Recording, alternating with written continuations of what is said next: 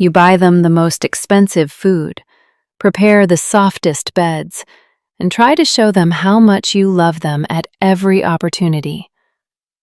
But what if I told you that those little habits you do with your cat every day, which you think are pure love, are actually quietly breaking down the trust between you, brick by brick? Because many of the things that damage the bond between a cat and its owner don't actually seem harmful. They aren't cruel. They seem completely normal, innocent, and even very loving from an outsider's perspective. And that's what makes these mistakes so dangerous. I'm 100% sure that most cat owners watching this video right now, yes, maybe even you, are making at least a few of these 6 mistakes without even realizing it. Do you want to understand why your cat sometimes gets angry with you for no reason or distances itself? Let's take a look at the behind-the-scenes secrets together. First, ruining their dreams just to pet them. Picture the scene. Your cat is curled up in the corner of the couch, dozing off. They look so sweet, so innocent, that you feel compelled to just touch them, to stroke those soft fur. Of course you have. We all have. They look so peaceful. Not touching them feels almost criminal. You reach out, pet their head, and they blink, looking a little annoyed, sometimes letting out a soft meow before moving to a new spot and falling back asleep. Cute and harmless, right? Not at all. Cats sleep 12 to 16 hours a day, and it's not just laziness. It's a harsh biological necessity. They are predators by nature and need deep sleep phases to recharge their energy. When you suddenly interrupt this sleep just to cuddle, you're adding a constant source of stress to their nervous system. Your cat subconsciously begins to learn that it's not safe to relax around you, in the same room as you. They could be attacked or petted at any moment. So what should you do? It's simple. A sleeping cat is a cat to be left alone. Let them come to you when they wake up. Let them associate your presence with absolute safety, not discomfort. Second, putting off cleaning the litter box until tomorrow. Let's be honest. Sometimes life gets busy. You come home tired from work, and you say, "Oh well, I'll clean the litter box tomorrow morning." To you, it's just a 12-hour delay. But for your cat, that box is the only private place in the house where they feel they're most vulnerable, yet completely in control. Think of it this way.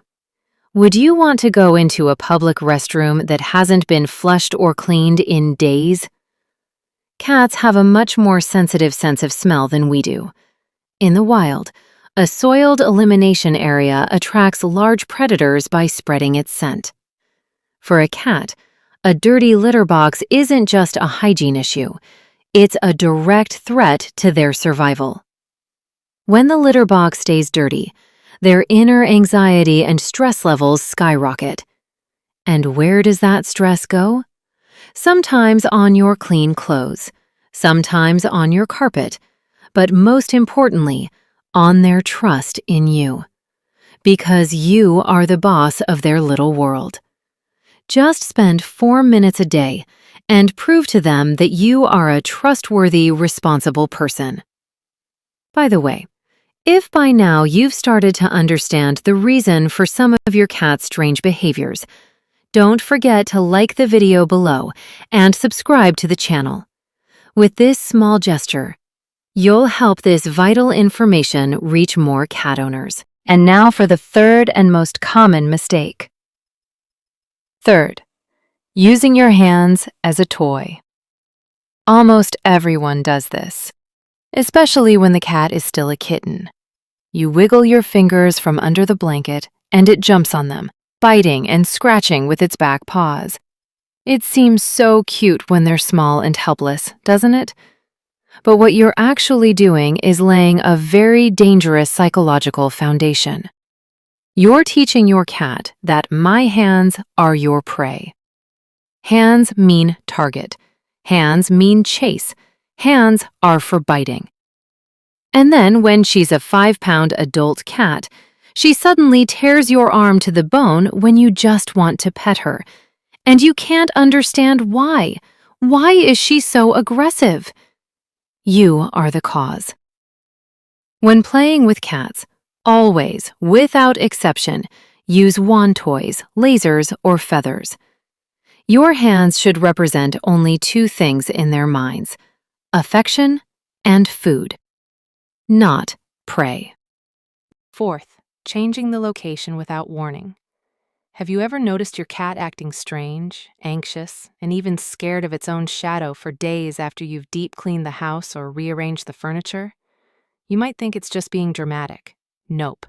It's genuinely in a state of deep panic.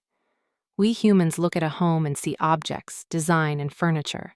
But when cats look at a home, they only see a map and scent trails. They rub their cheeks on the edge of every piece of furniture to leave their pheromones, a message that says, "This is my territory and it's safe." Safe zones, invisible escape routes, window-side observation posts. When you suddenly change a room's design, that carefully constructed map is shattered. The cat suddenly feels like it's in a strange and dangerous environment. If you're going to bring a large new item into the house or rearrange the furniture, do it gradually. Let them smell the new things and explore and remark the items at their own pace. Fifth, rushing the introduction to new people.